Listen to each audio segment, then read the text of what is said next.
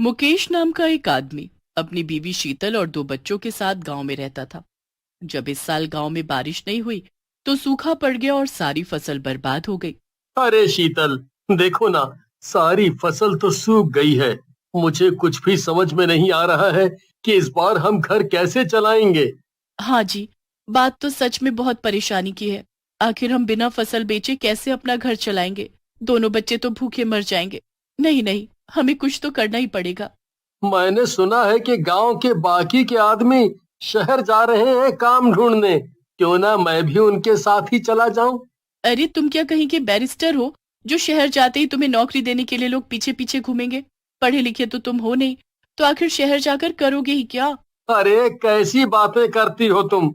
शहर क्या बस पढ़े लिखों का है? वहाँ मेहनत मजूरी के भी बहुत से काम होते हैं। जाके कुछ ना कुछ तो कर ही लूंगा मैं। अरे इतना तो कमा ही लूंगा कि अपने बच्चों को भूखा मरने से बचा लूं। अच्छा, अगर ऐसा ही है तो ठीक है, जाओ एक बार कोशिश करके ही देख लो। अगले दिन मुकेश अपना सामान बांध के शहर की तरफ निकल पड़ता है। शहर पहुंचकर वो कुछ दिन तो रेलवे स्टेशन पर ही सोता है क्योंकि उसे कोई काम ही नहीं मिल पाता। पर एक दिन एक आदमी उसे मिलता है।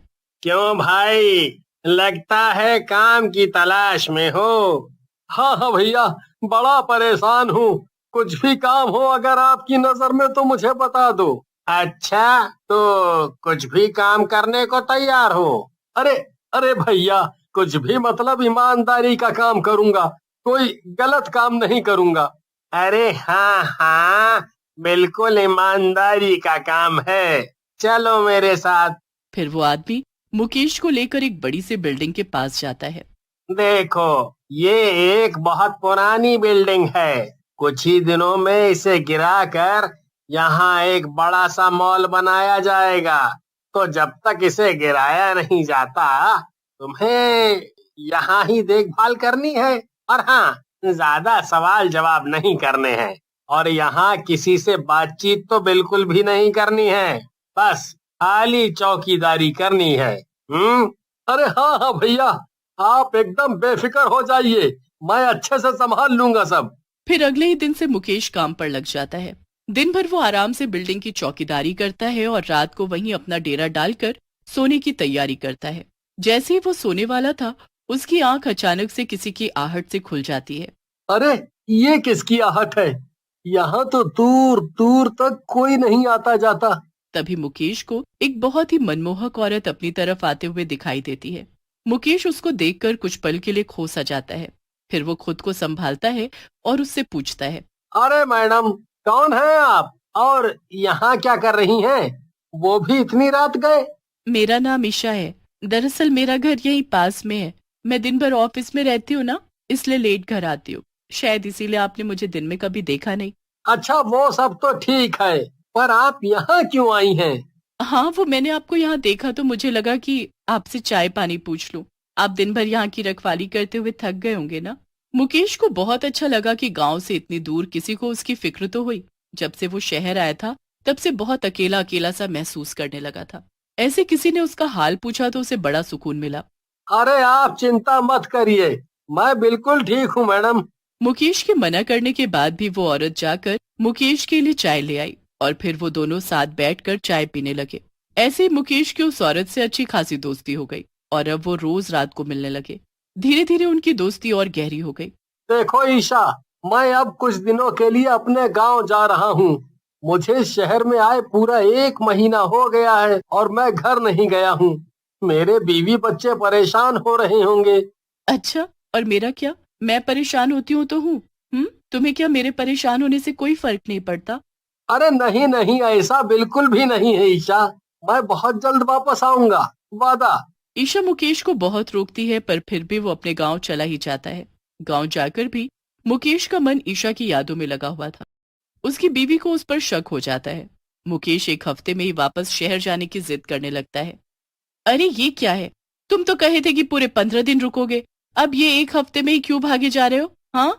अरे अगर मैं ऐसे ही छुट्टी करूंगा तो नौकरी कौन करेगा? और कमाएंगे नहीं तो खाएंगे क्या? अच्छा, पर मुझे तो दाल में कुछ और ही काला लग रहा है। कहीं किसी से कोई चक्कर वक्कर तो नहीं चल रहा तुम्हारा शहर में? शीतल की ऐसी बात सुनकर मुकेश सकपका जाता है। अरे अरे पागल हो गई हो क्या? ये भला क्या बकवास कर रही हो? चलो हटो, मेरा दिमाग मत खराब करो। जाओ यहाँ से, मुझे देर हो रही है। फिर मुकेश शीतल को उल्टा सीधा बोलकर वापस शहर की तरफ निकल पड़ता है, लेकिन शीतल उसके पीछे पीछे शहर आ जाती है। मैं भी तो देखूं, आखिर ऐसी कौन सी नौकरी है जिसको करने के लिए मेरे पतिदेव इतना बेचैन हो रहे हैं। शीतल चुपचाप मुकेश के काम करने वाली बिल्डिंग में जाकर छुप जाती है और वहीं से मुकेश की हरकतों पर नजर रखती है। ऐसे ही रात हो जाती है और फिर शीतल को कुछ ऐसा दिखता है कि उसके पैरों तले जमीन ही खिसक जाती है। वो देखती है कि एक चुड़ैल बिल्डिंग के पीछे एक बड़े से बर्तन में कुछ उबाल रही थी और जोर जोर से हंस रही थी। वो चुड़ैल इतनी डरावनी थी कि उसे देखकर शीतल की चीख निकल गई। तभी मुकेश भी भागता भागता वहां आ गया। अरे शीतल, तुम यहाँ क्या कर रही हो? हाय राम राम राम राम राम, ये क्या देख लिया मैंने। अरे उधर तो देखो, कितनी भयानक चुड़ैल खड़ी है सामने। उस चुड़ैल को देखकर मुकेश की भी सिट्टी पिट्टी गुम हो गई। अरे बाप रे, कौन है ये भूतनी? अरे मैं क्या जानू, तुम करते हो इस भूतिया बिल्डिंग में काम।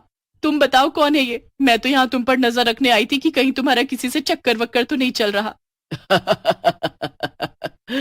अरे तब तो बिल्कुल सही जगह आई है, क्योंकि इसका चक्कर तो मुझसे ही चल रहा है। क्या? हे भगवान! अरे पागल आदमी, तुमने भूतनी से चक्कर चला लिया। अरे तुम्हारा दिमाग खराब हो गया है क्या? क्या मैं पागल हो गया हूँ जो ऐसा करूंगा? अरे नहीं मुकेश, मैं वही हूँ, तुम्हारी ईशा, जिससे तुम रोज रात देर तक बातें करते थे। क्या? तो तू भूतनी है? हाँ, और मैं इसी बिल्डिंग में रहती हूँ, इसलिए कोई इस बिल्डिंग में रहने नहीं आता और इसे गिराने वाले हैं। मेरी आत्मा को शांति नहीं मिली है और मैं सालों से यहाँ भटक रही हूँ। जब तक कोई मेरे लिए अपनी जान की बलि नहीं चढ़ाता, तब तक मुझे शांति नहीं मिलेगी। फिर तू यहाँ आया और तुझे मैं अच्छी लगने लगी। मैं रोज तुझे ये चाय पिलाती थी जिसमें मेरा जादू टोना था, ताकि तू धीरे धीरे मेरे वश में आ जाए और मैं तेरी बलि चढ़ा दूं। जैसे ही तू मेरे वश में आने वाला था, तूने गांव जाने की जिद पकड़ ली। लेकिन अब तू वापस आ गया है ना, अब मैं तुझे मारकर मुक्ति पालूंगी। अरे चुड़ैल, तेरे ये इरादे थे? वाह वाह वाह, तो तुमने एक चुड़ैल के साथ अफेयर किया। बहुत बढ़िया, बहुत बढ़िया। मरो अब। अरे कैसी बातें कर रही हो शीतल, मुझे इससे बचाओ, ये मुझे मार डालेगी। हाँ तो मारती है तो मार दे, मुझे क्या, आखिर तुमने मुझे धोखा ही तो दिया है। अब तुझे कौन बचाएगा मुझसे? चुड़ैल और मुकेश का ध्यान आपस में भटका के शीतल धीरे से चुड़ैल के पीछे जाती है और अपने पास से भगवान की शक्तियों वाली भभूत निकालकर उसके ऊपर फेंक देती है। इससे वो चुड़ैल भयंकर आग में जलने लगती है। अरे ये तूने क्या किया? मुझे जला दिया। थोड़ी देर में वो चुड़ैल जलकर राख हो जाती है। अरे ये तुमने कैसे किया शीतल? अरे ये पूजा की भभूत तो मैं इसलिए लेकर आई थी कि इससे तुम्हारी सब बुरी शक्तियों से रक्षा होगी, लेकिन मैंने नहीं सोचा था कि ये इस चुड़ैल को मारने के काम आ जाएगी। मुझे माफ कर दो शीतल, मैंने अपनी जिंदगी का सबसे बड़ा सबक सीख लिया है। मैं अब ऐसी गलती दोबारा कभी नहीं करूंगा। हाँ। फिर शीतल मुकेश को माफ कर देती है और वो लोग खुशी खुशी एक नई जिंदगी जीने लगते हैं।